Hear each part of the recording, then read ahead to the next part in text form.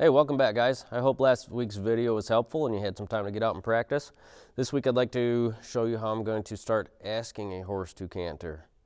Okay, so I'm with the same horse that you guys saw last week, Rio. He's a little 5-year-old Mustang.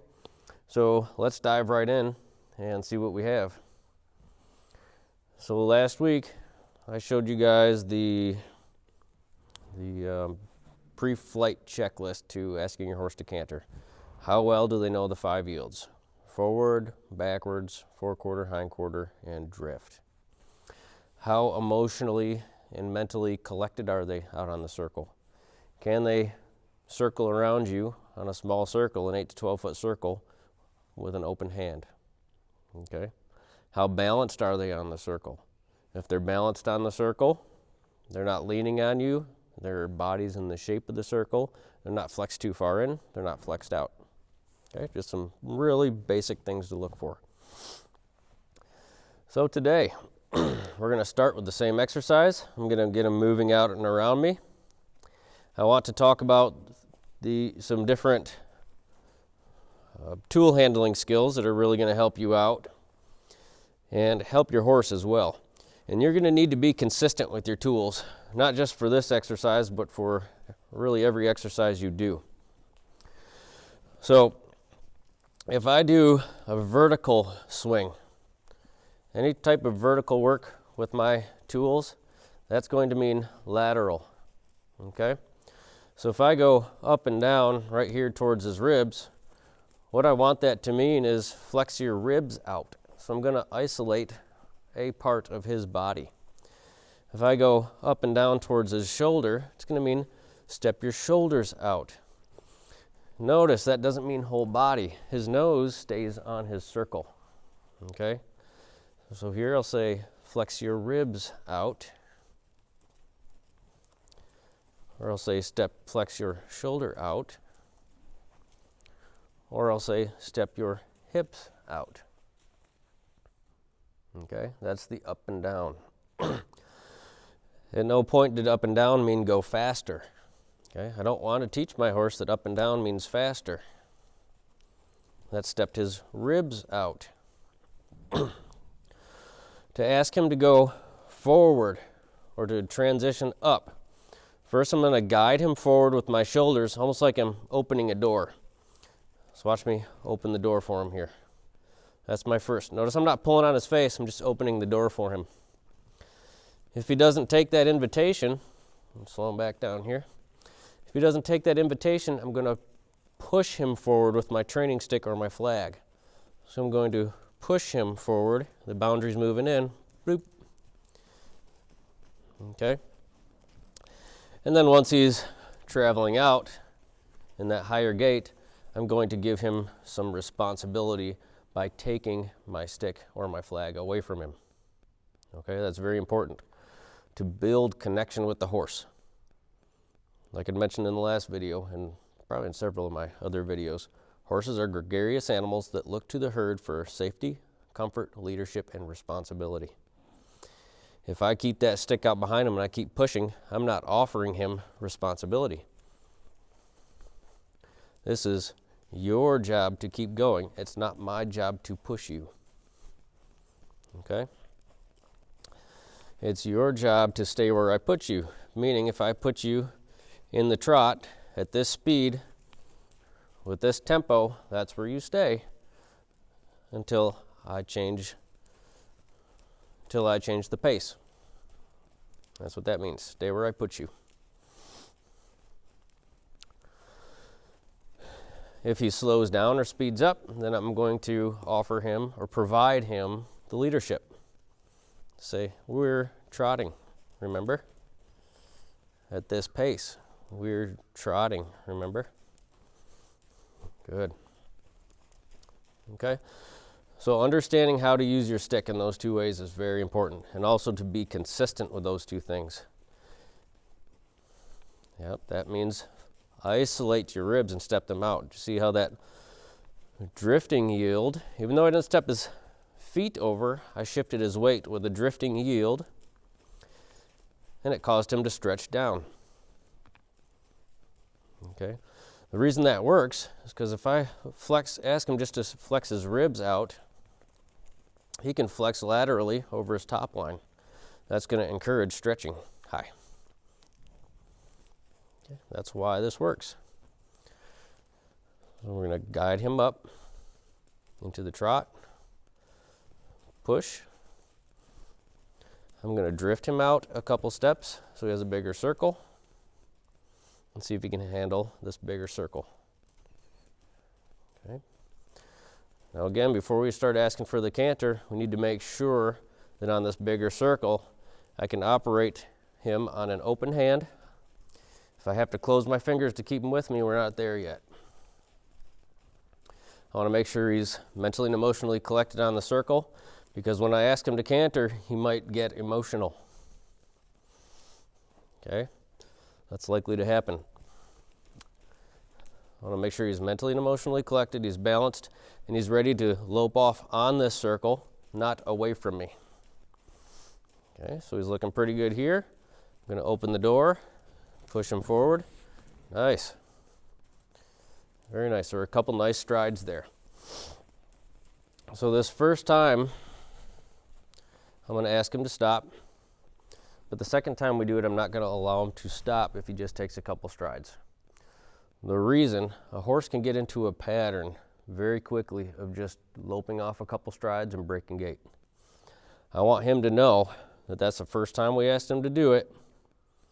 He did it lightly and politely, that was the right response.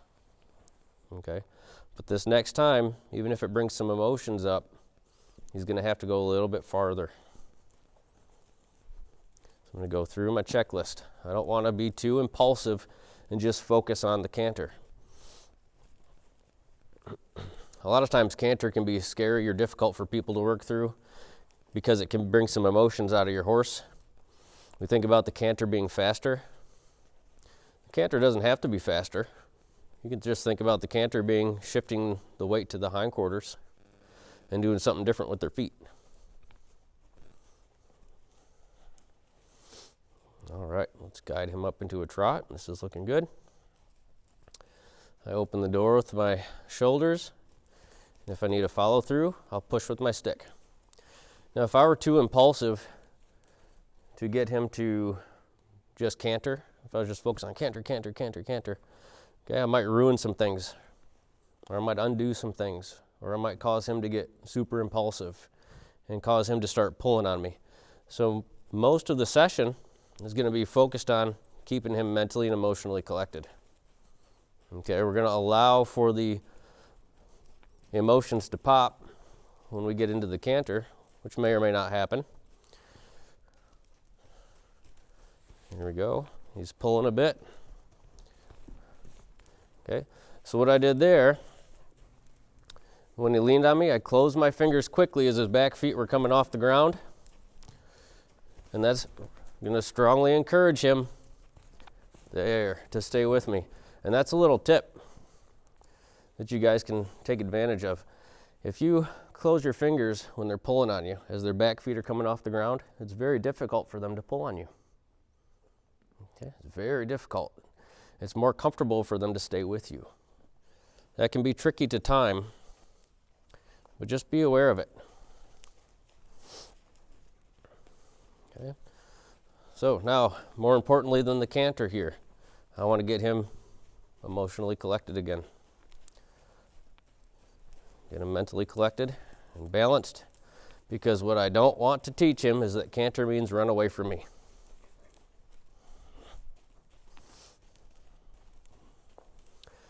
Yeah, you guys see me lifting up on my rein here. What that is it's a hindquarter yield or an indirect rein position if I were in the saddle. Okay, so I'm stepping his outside hind leg to the outside, causing his inside hind to drive. Good. Good boy.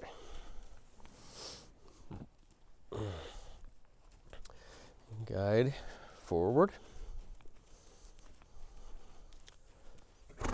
Good. So we're starting to get some mental and emotional collection.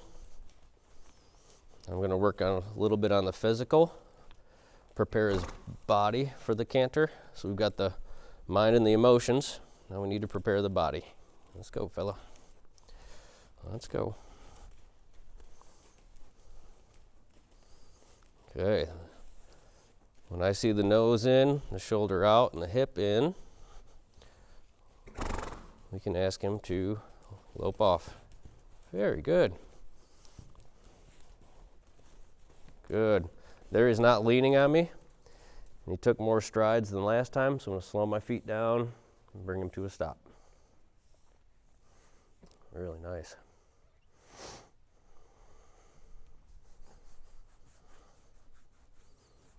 Good boy. That's good work.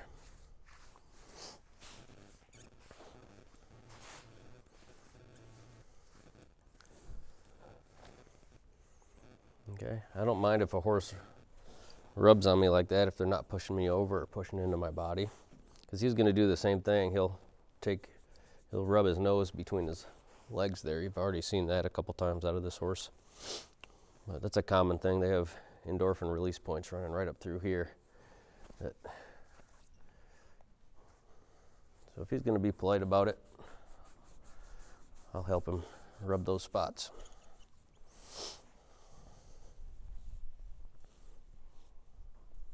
Okay. So to finish up here, that was a pretty good start for a guy who's just learning how to do this. To finish up, we'll just see if we can walk some little circles. Get him doing something he feels good about already, something he knows well.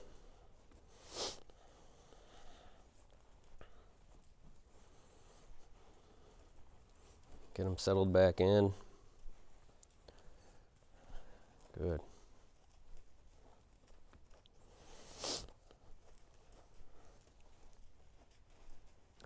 So one of the most important things I want you guys to take away from this is don't be too direct about getting to the canter. Make sure your pieces are in place first. If something's not shaping up, go back and fix your 5 yields. Check to make sure if you have mental and emotional collection for the canter or the runaway gait.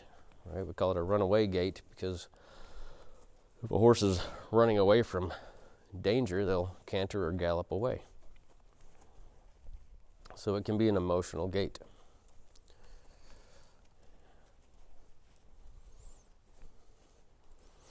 Can you guys see all the 5 yields at play here? We're using a forward yield. I'm balancing the body using a hindquarter yield and a drift.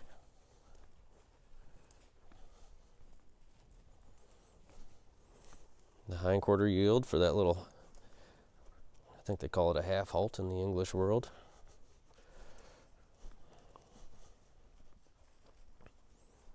Good. Using a bit of drift and engagement to stand the shoulder up.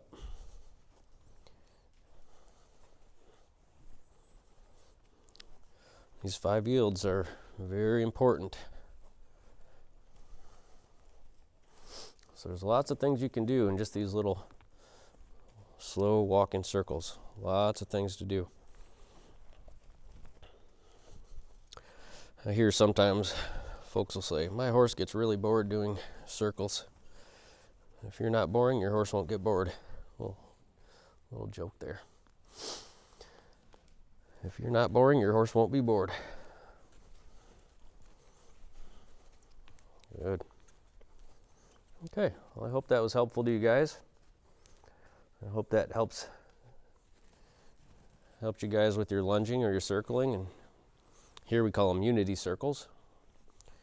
And I hope that gets you off on the right foot to helping your horse canter on a line. Thanks for checking in. We'll see you next week.